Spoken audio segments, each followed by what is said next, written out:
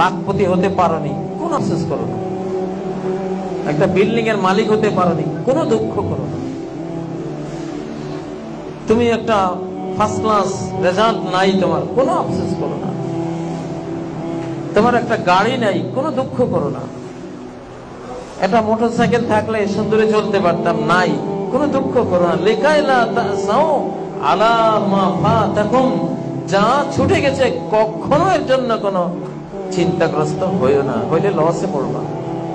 পৃথিবী কিছু না পেলে এটা এই যোগ্য নয় যে পৃথিবীর কিছু না পেলে সেটার জন্য তুমি কাঁদবে, দুঃখ করবে। এই যোগ্যতা পৃথিবীর কোনো জিনিসের নাই। এত বড় মূল্য পৃথিবীর কোন জিনিসের নাই যে সেটা না পেলে তুমি দুঃখ করবে। তুমি এত বড় মানুষ, এত বড় মূল্যায়ন তোমার, আশরাফুল মাখলুকাত, কুল মাখলুকাতের চেয়ে তুমি এতটা বড় যে এই পৃথিবীর কিছু না পেলে তুমি একটু দুঃখ করবা। আল্লাহ বলতেছেন তোমার জন্য উচিত হয়, তুমি এর চেয়ে কত বড়। তুমি রিক্সা চালক হলেও মরলে 10 পৃথিবীর তুমি বাদশা, কমপক্ষে 10 পৃথিবী। সবার পরে যে জান্নাতে যাবে, সবার চেয়ে ছোট জান্নাতি যে, সেও 10 পৃথিবীর বাদশা। কি হারালে তুমি? এত বড় হয়ে 10 পৃথিবীর বাদশা হয়ে একটা বিল্ডিং এর জন্য কাঁদলে, আফসোস করলে, একটা মোটরসাইকেলের জন্য মনটা ভার, কেমন হলো? তোমার শানে এটা মানায় না। ওয়ালা তাফরাহু বিমা আতাকুম, পৃথিবীর কিছু পেলেও এর জন্য আনন্দিত হয়েও না। সারা পৃথিবীর বাদশা হলেও আনন্দের কিছু নেই। সারা পৃথিবীটা যদি মূল্যায়ন করা হয়, মূল্যায়ন করতে যদি দেয়া হয় ওই আল্লাহর কাছে, যিনি এই পৃথিবীর স্রষ্টা, পৃথিবীর কি মূল্য হতে পারে?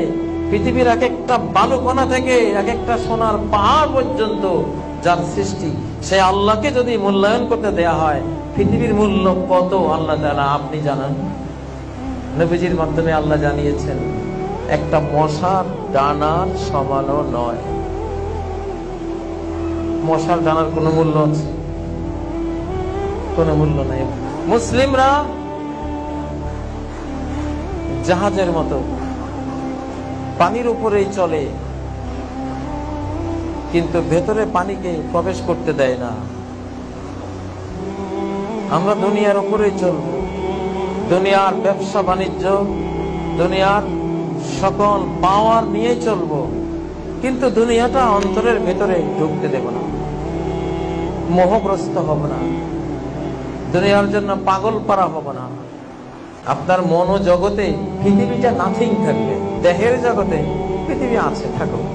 সাগরের জাহাজের মতো সে পানির উপরে ভাসে, সাগর মহাসাগরের উপরে ভাসে, কিন্তু এক বিন্দু পানিও তার পাটাতন ভেদ করে, তার তলা ভেদ করে ভিতরে ঢোকার অনুমতি নাই। নৌকাতে ঢুকলেও জোর করে ঢুকে, আবার সেচে ফেলে দেয়। ঢুকলি কেন? এই জন্য সেচে ফেলে দেয়।